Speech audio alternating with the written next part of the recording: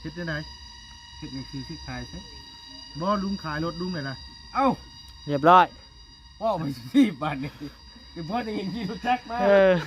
ขายไม่แห้งน่ะ บ่มีเงินเติมน้ำมัน โอ้ ว้าวดีได้พี่น้องให้แจ้งดีได้ว่าแจ้งพี่แจ้งน้องได้ว่าลุงขายแล้วรถน่ะ เอ้าบ่เฮ็ดแล้วบ่ได้เฮ็ดใบที่ขายว่าขายเลย คือเพิ่นเอาไปก้อนนะเพิ่นบอกว่าให้เฮ็ดตามหลังเดี๋ยวลุงว่าลุงน่ะซื้อมาแล้วใบซื้อขายนะแต่ว่าลุงแบบนอนพี่แมลงนี่นะแต่ว่าสิให้ป้าเฮ็ดให้บุอื่นให้ได้บ่มันต้องปั๊มโป้ ในบ้านแหละ ในบ้านนั่นแหละค่ะในบ้านเส้นให้แม่น้องนี่เฮ็ดให้นะ ก็ได้ เนาะค่อยว่าเนาะให้แม่ หม น้ อง อันลุงไผเขียนหนังสือเป็นกระเขียนเลยจำนวนมันมีบอกในหั่นน่ะ มี ชื่อผู้ขายชื่อผู้ซื้อ ผู้ซื้อน่ะเพิ่นให้เว้นวรรคไว้ เว้นวรรคเพราะว่าเพิ่นบ่เซ็นอยู่แล้วแม่น โด บ่ ยเพิ่นบอกว่าเพิ่นให้เว้นวรรคไว้ให้ชื่อเขียนแต่ผู้ขาย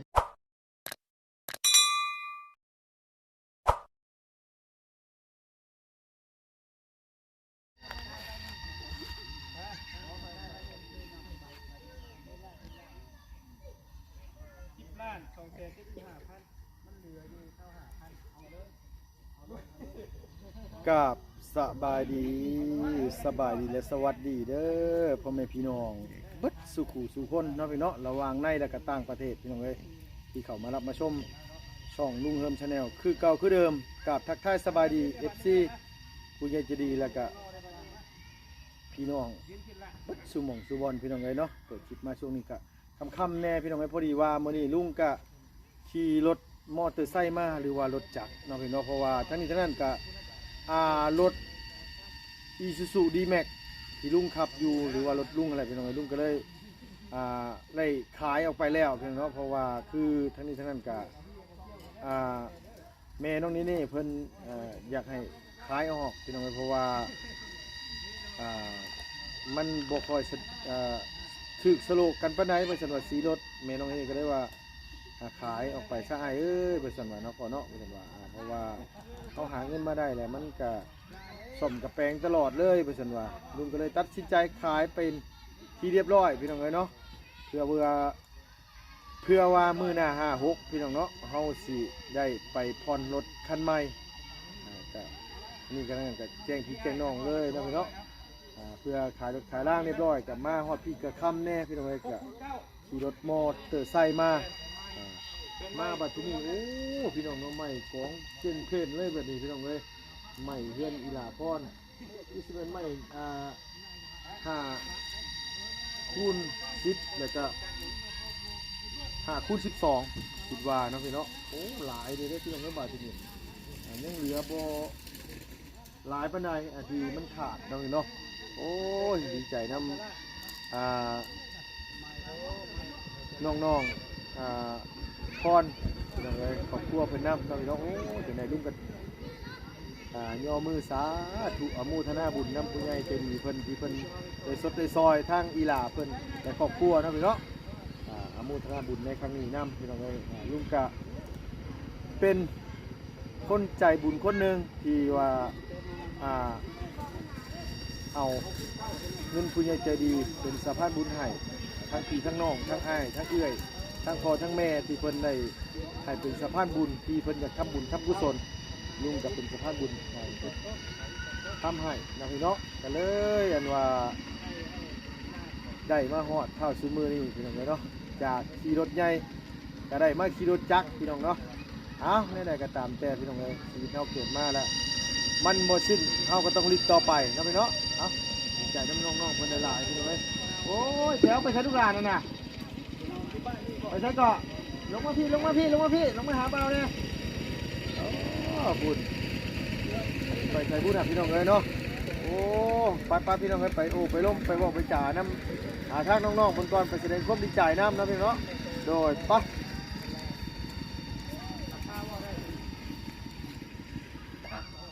โอ้ยได้ไปโรงเรียนเนี่ยบ่ลูกฮะผักเลยโอ้2-3 มื้อมานี่ลุงมาอันคือบ่เห็นอีหล่าไปใส่ไปให้สบายดีป้าลุงเนี่ยลูกล่ะโดยเสื้องามที่ซื้อมาให้นั่นคือบ่เห็นใส่จักเที่ยเลยให้อ้ายฮะให้อ้ายเอาเป็นไงคือให้อ้าย อ้ายบ่มีเสื้อใส่บ่ โดย โอ้โดยป้าเพิ่นเอาไม้มาให้บ่ลูกหลานนี่นะ โดย ไผเอามาให้ลูก บ่ฮู้ บ่ฮู้คือกัน โดย เป็นหยังคือมุมเมาแท้นี่ไปให้มาบ่ โดย ไปแมบขี้ตมมาบ่นี่ลูกบ่แถว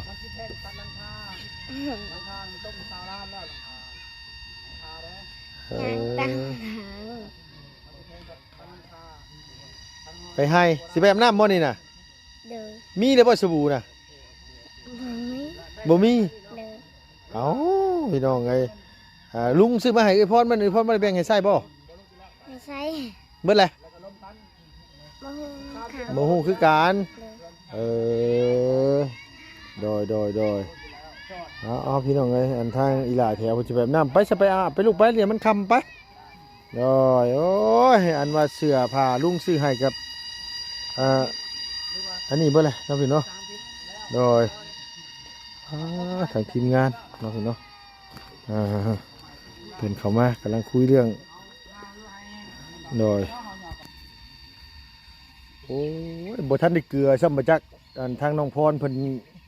กำลังวุ่นวายอันเรื่องอันว่าเอาไม่เอาตอกลงอยู่พี่น้องเอ้ยหมูน้อยก็ค่ำมืดเลยยังบ่ทันได้รับได้นอนเลยยังหารุดกินหญ้ากินตองอยู่โอ้ยว้าวเสร็จสีมาแล้วก็เห็นแล้วก็คือน้ำลายพี่น้องเอ้ยอันนี้บ่ตัวนี้บ่อันนี้มันว่าหม้อข้าวปิ้นน่ะคือสิตัวเดียวนี่แหละเบิดเทือนนี่น่ะหมูคนในบ้านตัวนั้นน่ะ ไฟบ่ ได้อยู่เอาสบายดีเด้อเบิดสุขุสุคนป้าทุ บาดีลุง โดยสบายดีบ่ดีอำแน่พี่น้องเอ้ยเอาเป็นได้มาบัดนี้คือกองจูนพูนอยู่บาดที่นี่น่ะ โย่จะหน่อยเพื่อนเราก็ฮักหน่อยจะหน่อยมันเซใหม่ ระวังหน่อยนะตัวนี้ก็ได้บางเทื่อพวกขึ้นกินเยอะสิเบิดแล้วบ่จักหั่นน่ะ ไม่มันอิงลายวะ โดยเว้าดังๆเอาเด้อพ่อเด้อไม้บ่มี อันนี้ก็มันสิบงฮับอีกแล้วA73 โดยบ่ฮับบ่ได้ตัวน้อยบ่ได้เว้าดังๆเอาก็ได้ดอกเพิ่นได้ยินอยู่ดอกอันนี้มาล่าสุดมื้อนี้เลยเนาะบ่ดีเนาะ แมนโอ้ดีใจลุงเลย เนาะ เรืออีโบลายแล้ววันนี้ โอ้ยสาธุอนุโมทนาบุญนำผู้ใหญ่ใจะดีเพิ่นพี่น้องเอ้ยโธ่พี่น้องเนาะอันนี้แหละบุญกุศลพี่น้องเอ้ยทำมื้อนี้ไว้เพื่อชาติหน้าพี่น้องเอ้ยตายไปเฮาก็บ่ฮู้ว่าสิไปพ้อหยังแน่เฮ็ดไว้แล้วก็ดีคือกันนะบ่ลีเนาะ โดย อ้าวเว้าบ่ได้เด้อพี่น้องเอ้ยบ่ได้ชาตินี้ก็ได้ชาติหน้าคน ได้อยู่แล้วเฮ็ดความดีนะ โด เนาะ ย ยังประมาณอยู่10ปลายโตนี่ได้นี่เนาะ โบแล้ว30 30บ่ กะว่าหะนะ ไม่ยังหาคุณ10บ่ ไม่หาคูณ10ไม่หาคูณ10หาก็ได้30โต หาคุณ10ได้30โต แมน มันต้องเหลืออีก30เนาะเพราะว่ามันทั้งหมดทั้งมวล60เนาะ สร้างเพิ่นไล่นะ80แต่ว่าเพิ่นไล่เพื่อบันดอกบันไดเด้แต่อันนี้บ่ได้ตัดตัวบันไดตัดอีหยังออกเอาแต่เครื่องเฮือนซื่อ คันว่าบันไดเนี่ยมันต้องเอา ตัวนั้น หน้า เนาะ ใหญ่ ตัว หาคูณ12ก็ได้ หาคูณ15คูณ12ก็ได้ แม่นหาคูณ15หาคูณ โดย 12มันจะงามนะแม่บันได แต่ว่าแป้นมันน่ะเอาแป้นพวกนี้ก็ได้มันหนาอยู่นี่นะ แม่น แป้นอันมาแป้นบันไดหั่นนะคือ แต่ว่าขั้นต้นน่ะ โดยเอาเรื่องค่าทรงค่าสร้างอีหยังนี่มีได้บ่บ่รีวงกบนี่ โอ้ยังหลายยังตัวน่ะ สังกะสีโลซิ่งยัง ยังอยู่ เออ ยังอยู่มีแต่ว่ามันตอนนี้หันมีคือเห็นนี่แหละลุงเอ้ยเสาก็มีแล้วประตูมันสร้างมาเพิ่มตีนก็มีแล้วตีนเสา ครบแล้วเนาะ แล้ว มันขาดก็คือไม่เชอร่าพวกบานประตูวงกบค่าสร้างกิโลซิ่งเนาะ แมนกับสิ่งสำคัญกับไม้ตัวนี้แล้วจัก30 เซนว่ะ แต่ว่างบประมาณยังเหลือบ่หรือว่าเบิดแล้ว ยังเหลือกับบุพ่อสีสั่งนะพ่อสั่ ว่างานมันบ่พอ แมน โดย ประมาณ6 ล้านปลายบอดีไลท์ เหลือประมาณ6ล้านประมาณ300เนาะประมาณ300เหรียญ300 400เหรียญ แมนประมาณคุณแหละไม่กระชันเจ้าวะนี่เอาวะไปเลย ลืมชดของเพิ่นของโตวันนี้ติ เอาไปที่ มาฮอดกับคำเนี่ยพี่น้องเอ้ยเพราะว่าอาทิตย์ธุระมื้อนี้ก็ได้ โดย ปุ๊ครั้งไม่แป้นนี่คือสิครบเลยเนาะบ่ลีเนาะ ไม่เป็นปูกับคิดก้าว่าครบนะ65 แผ่น 65แผ่น แมน เฮือน 6คูณ9 มัน6คูณ9 โอ้ยอยู่บ้านนี่ยังแบบธรรมชาติดีรอได้พี่น้องยามมื้อแรงห้องซุมื้อว่าพรอันลุงขออนุญาตถามไหมล่ะแมงอันนี้ห้องซุมื้อบ่นางมันห้องประมาณจักโมงฮอดจักโมงล่ะ แมงกะลี ประมาณนี้แหละ เออค่ำกว่านี้เลยก็บ่ห้องบ่เมื่อยแล้วเนาะมื้อนี้เนาะกินแล้วข้าวน่ะ ตายเพิ่นนะนี่ เมื่อวานนี่คือปุยลุยอยู่ ปุยเลย โดยมื้อนี้เริ่มฮุบฮูแล้วพี่น้องเอ้ยมื้อนี้เท้ามื้อนี่ อ่า จะมาเฮ็ดพวกกับบ่ เฮ็ดปวกได้ที่เว้ามานี่บ่แม่นน้องพรเฮ็ดปวกเอออันโดย เอาบอกก่อนลุงว่าก่อนรู้ว่าก่อน เวลาเห็นมืดฟ้ามืดฝนสิบ่ตกใจบ่น้องมาถามอีหลี เพื่อนนี่ โดย ตกใจ เอาอีหลีได้บ่ดีเขาเบิ่งคักได้บ่ดีคันฝนมาฟ้าลงนี่โอ้ย ตอนนั้นฝนตกแห้งเปียกหมดเลยนอนนอนที่นี่ยันแบบลมมันปิวไปหมดเพื่อน เย็นช่วย โดยเปียกหมดเถื่อนไปตู้มันก็เปียกหมดแห้งตอนนั้น เออเรียบร้อยใครอยู่หาได้เห็นหัวแล้วพี่น้องไงโอ้ ๆเพราะมื้อคืนนี่ให้ เป็นยังไงน่ะ ให้เพิ่นเป่าเค้กให้คืนชื่อเดี๋ยวว่า เฮ็ดไปน้องบ่เคยปล่อยจักเทื่อฉันแล้วก็ชื่ออื่นแหละคนเอา นั่นแหละมันจึง ลงสะไพ่เบิ่งลูกสะไพ่ลุงเฮิมนี่จังไงนี่แบบเนี้ย40 ปีแล้วบ่เคยปล่อยจักเทื่อได้ลุงกันน่ะ มันเกิดด้วยแล้วแหละ บ่ผ่านมาแล้ววันปีหน้าซะ วันที่ยังแหละ วันที่6 เดือน เดือนห้า โอ้ โมเมนต์วันที่5เดือน6 วันที่5เดือน6 โดย วันที่6เดือนยังเด้มันไม่ช้าไม่เห็นบ่ พอแล้วเดือนผ่านมาเมื่อกี้นี่เบิดเลย พฤษภาบ่ พฤษภาคม วันที่5พฤษภา โดย โอเค แต่ว่าปีนี้บ่ทันแล้วพี่น้องเอ้ยผ่านมากันสิย้อนหลังก็ย้อนนะปิ้งแบ่ล่ามจานนี่ก็ให้เลยละข่อยจะหิวข้าวแห้งอ่าเว้าถึงเนี่ยก็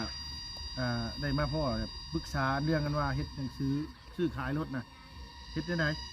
เฮ็ดหนังสือชื่อขายใช่ บ่ลุงขายรถลุงเลยนะ เอ้า เรียบร้อย ว่าไปที่บ้านนี่เดี๋ยวพ่อได้ยินที่รู้จักมา เออ ขายไม่ยังไงน่ะ บ่มีเงินเติมน้ำมัน โอ้ ว้าวดีได้พี่น้องให้แจ้งดีได้ว่าแจ้งพี่แจ้งน้องได้ว่าลุงขายแล้วรถนะ เอ้ามันเฮ็ดแล้วบ่ได้เฮ็ดมาชื่อขายว่าขายเลย คือเพิ่นเอาไปก้อนนะเพิ่นบอกว่าให้เฮ็ดตามหลังเดี๋ยวลุงบอกว่าลุงน่ะซื้อมาแล้วใบซื้อขายนะแต่ว่าลุงแบบนอนพี่มาแรงนี่นะแต่ว่าสิให้ป้าเฮ็ดให้บุอื่นหั่นได้บ่มันต้องปั๊มโป้ ใน บ่ บ้านแหล้ว ในบ้านนั่นแหละค่ะในบ้านเส้นให้แม่น้องนี่เฮ็ดให้ ก็ได้ เนาะแปลว่าเนาะให้แม่ บ่ น้อง อันลุงไผเขียนหนังสือเป็นกระเขียนจำนวนมันมีบอกในหั่นน่ะ มี ชื่อผู้ขายชื่อผู้ซื้อ บ่ผู้ซื้อน่ะเพิ่นให้เว้นวรรคไว้ เว้นวรรคเพราะว่าเพิ่นบ่เซ็นอยู่แล้วแม่นบ่ โดยเพิ่นบอกว่า เพิ่นให้เว้นวรรคไว้ให้ชื่อเขียนแต่ผู้ขายกับจำนวนเงินเนี่ยมันมีนั่นนะแล้วก็ ครับ ให้ในบ้าน เขียน เปิดคำตา แม่นเขียนไปตามนั้นใบมอกกรรมสิทธิ์เด้ มอบกรรมสิทธิ์ ตรงนี้ได้ตรงนี้น้ำพ่นเด้ ใบมอบกรรมสิทธิ์บอก แม่นใบมอกสิทธิ์ ให้เขาให้กระเจ้าไส้นะวะ แม่น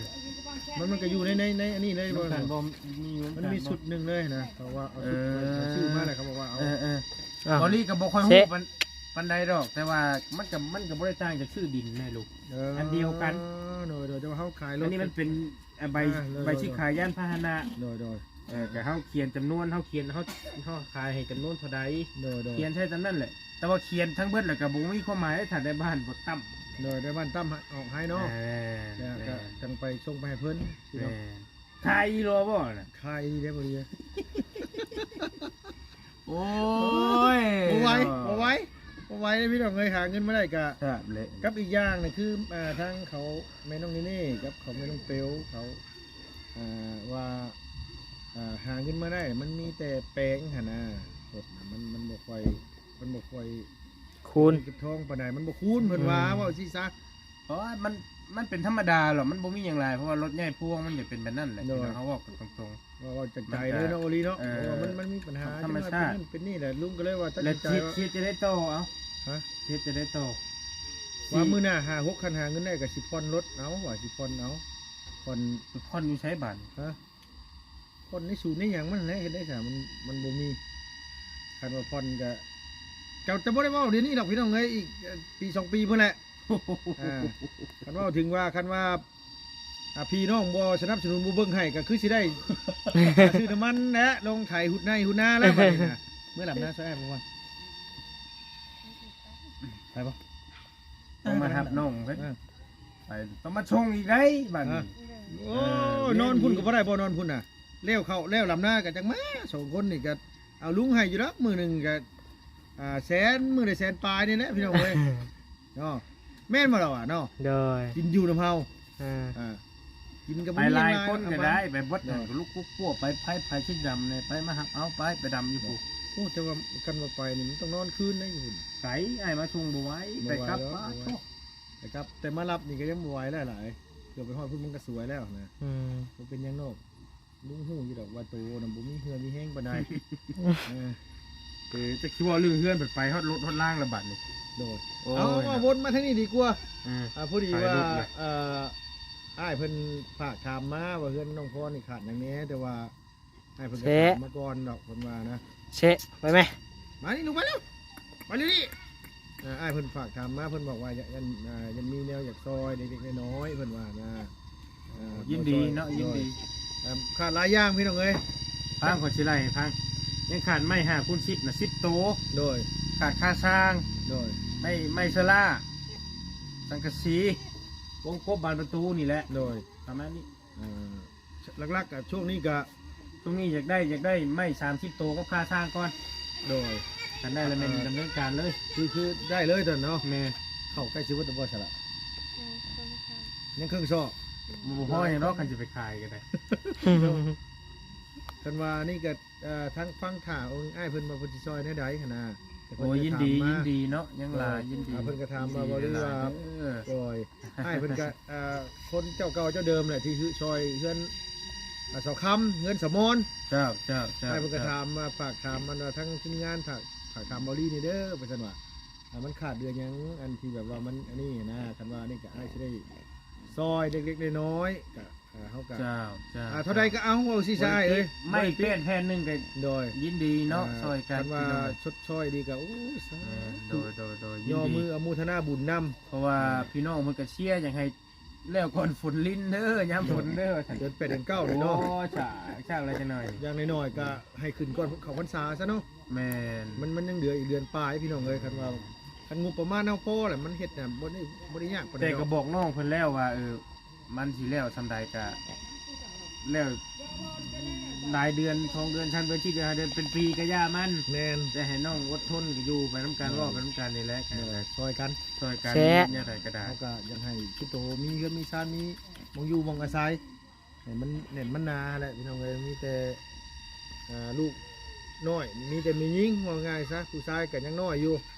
สร้างกันว่าเรามาว่าน้ำแรกกี่ทีผู้มาขายเลขนะเราว่าเราเป็นช่างเราเห็นได้เรา โดยแต่ว่าต้องมีเด้40 ล้านเราว่าน้ำกินนี่ 40ล้านเลยหรอก แม่พ่อกินยูเรา40 ล้านกี่พี่น้องคันยางรุดนะบ่ให้ต่ำกว่า30เราอะเราว่าแบบนี้นะคือสิ30 ล้านน่ะได้แต่ว่าบ่ให้รุด30เราอะ บ่เฮาก็หาช่องหาเบิ่งสร้าง แต่ว่าคันว่าบ่ได้ก็บ่ให้ว่ากันเราเห็นได้สำนี้ฮะ เพราะว่าเฮาก็เอาตามความเป็นจริงเพราะว่าเฮาเคยจ้างสร้างมานี่ก็คันเฮือนไม้น่ะมันบ่ฮอด30ล้านจักเขตนะพี่น้องว่าง่ายซะ บ่ เต็มที่ก็มี25 28ไปเต็มที่28ล้าน ก็แปดก็จะแพงอยู่ 28ก็ยังว่าอยากแพงอยู่อันเต็มที่น่ะมีแต่25นี่คือแพงสุดกับเฮือนน้องไซ25ล้านคันจำบ่ผิดนะพี่น้องแต่ว่าคันเฮือนดินน่ะมันมีทั้งบริทั้งพ่อสินเมธิดาเพิ่นจ้างเฮือนชาวสันน่ะค่อนข้างสีสูงนะมันเฮือนใหญ่ เป็นดิน มันใหญ่ตัวนั้นพี่น้องเอ้ยยอมรับอยู่อันนั้น โอ้ น่ะ แห้งตอนนี้ ใหญ่แห้งแล้วก็มันพื้นที่มันกว้างนั่นแหละแต่ว่าซ้ำนี่น่ะพร้อมขึ้นอยู่นี่ลุงว่าน่ะคันว่าแพงสุดเนาะเอาตาม สามมาตรฐานเขาเคยจ้างแต่ทั้ง4เจ้าหาล้านชุด คุ้มกับเจ้าหา แม่นคุ้มกับ คุ้ม เจ้าหา เท่าหาล้านประมาณ เพราะว่าคือจังซี่เราพี่น้องบางเทื่อเพิ่นมาเพิ่นก็กินอยู่น้ำเฮาเนาะบ่ดีเนาะ แม่ กันว่าแบบเพิ่นบ่ขาดเลยน่ะเฮาบ่ย่อเขาย่อหน้าบ่ต้องหาหยังกินก็บ่ถึกอีก เขาก็เฮ็ด เฮาเฮ็ดบ่ได้อีกนะ เอามาก็ต้องมีแล้วแนวกินมาฝากก็ต้อง ทุก มีต ทุก ล อ อย่าง เพราะว่าทีมงานมันหลายคู่หลายคนมามัน ผู้หนึ่งถือนั่นถือนี่เนาะ โดยแต่ว่าทั้งนี้ที่หน้าเหี่ยวแล้วเคยกินอยู่ว่าเป็ดปิ้งเป็ดกินบ่ ไปกิน กินไหมบ่ชื่อไม้ผักนี่ชื่อมากินก็กินนะกันบ่กินเอามื้อคืนนะ โยกเราไปถามมันนี่เรา โอ้พี่น้องเอ้ยมาคำแน่ชื่อปิ้งเป็ดมาฝากน้องแต่ว่ามากะดีละที่ว่าอีหล่าเพิ่นมีแนวมาเพิ่มมาเติมแล้วนางเนาะไม่ต่อของตาโอ้ดีใจหลายทั้งบริอันเพิ่นทัดซอยกับนะโอ้ปิ้งเป็ดบ่ เนาะที่มึงมาบ่ดี บ่แล้วเฮ้ยบ่ เอ้าตอนเดียวสิเป็นหยังเล็กหน่อยหนึงกันลองมึง ถ้าจะกินกินนี้ กินยากินนี้ เฮ็ดแก้มึงด้วยนะแก้มึงด้วย จนเอามาชวบไปได้ทางหลัง โยชันโวซี่นะเอาตอนเดียวหนึงสิเมืองโอ้ย เสียแท้อันนี้เรื่องกินนี่บ่ โอ้เสียเบิ่งลุงขึ้นมาลายเลยบ่แม่นเอาตัวนี้มีสิ้นอยู่บ่ล่ะ นี่ บ่ดีละลุงสั่งมาเรียบร้อยเลยเดี๋ยวให้ตากล้องให้ตากล้อง ได้แล้ว ได้แล้ว มาล่ะมามึงสิจับให้ครับมั้ยผู้สาวเอิ้นปานนั้นโหยโสดบ่นี่บ่ เดี๋ยวก็บ่อยากว่าบ่ปานใดแล้วบ่ถามว่าได้สุดนะ กินบ่ไปลองมึงอยู่น้องไปลองมึงอยู่โดยเอาสบายดีเด้อล่ะเด้อโดยน้องอันฮะโธ่มันก็สุดน้ำเจ้านี่แหละพี่น้องเอ้ยเรื่องแซ่บนี่ก็ได้เอามีแต่ว่าขอบคุณขอบใจหลายๆที่มาชดมาซอยกันพี่น้องเอ้ยเรื่องนี่แหละสั่งเงินสั่งซานซื้อไม้ซื้อตอกของตานี่แหละบ่เป็นหยังนั่นล่ะจบคลิปแล้วโดยมันคำเนี่ยเนาะโดยเอาสบายดีเด้อบ่ดีเด้อจังใดก็โดยพี่น้องเอ้ยโดย โอเคแล้วเด้อ เนาะพี่น้องก็คือว่าอะไรพี่น้องเอ้ยให้เลยดำแดงรถจักรของทางพ่อตาพี่น้องเนาะแต่ว่าพ่อตาเสียอะไรกันน้องนุ่งเพิ่นเอามาป้าไว้อยู่เฮือนลุงไว้ให้ทางแม่น้องนี่ขี่ไปสั่นว่าทางน้องทั้งบรีสาวบุญมีแม่น้องยุลิแม่น้องเปียวบ่เสียงเพิ่นก็เห็นพ้องต้องกันว่าป้าไว้เฮือนก็เคลื่อนเข้าหั่นแหละบ่ซั่นว่าก็เลยไว้เฮือนลุงก็มีบ่รถน่ะมีพี่น้องเอ้ยแต่ว่าทั้งถ้าพ่อเพิ่นซื้อจากมาเลเซียหรือว่ารถบ่ร้อยหั่นแหละลุงก็เลยบ่ได้ขี่มาขนาดยังมีปัญหายันว่าขี่มาได้ยันมันไปทางไกลยันมันนอกนะพี่น้องลุงก็เลยเอาคันนี้มาเนาะพี่น้องมีแต่ว่าถ้าติดตามเบิ่งนํกันเนาะพี่น้องว่าสิเป็นได้ใดต่อพี่น้องเอ้ยต่อไปก็15,600ก็จังว่ากันอีกเรื่องรถเรื่องล่างก็ให้ลุงกับสิเว้าไปก่อนกับเว้าบ่ได้คือรถบ้านเฮาก็สมมุติว่าสายเดิมมันค่อนข้างราคาสิสูงเนาะมีแต่ว่านี่แหละบางเทื่อก็ไปกับน้องกับนุ่งกันว่ามันบ่ไกลปานใดเฮาก็ขี่รถจักรไปนะพี่น้องขอบคุณหลายๆเขาอยู่ดีมีแฮงเบิดสุขุสุคนผู้ใหญ่จะดีอนุโมทนาบุญน้ำหลายๆเฮ็ดบุญเฮ็ดกุศลเนาะพี่น้องไปเด้อเพียงเด้อบ๊ายบายสบายดีเด้อ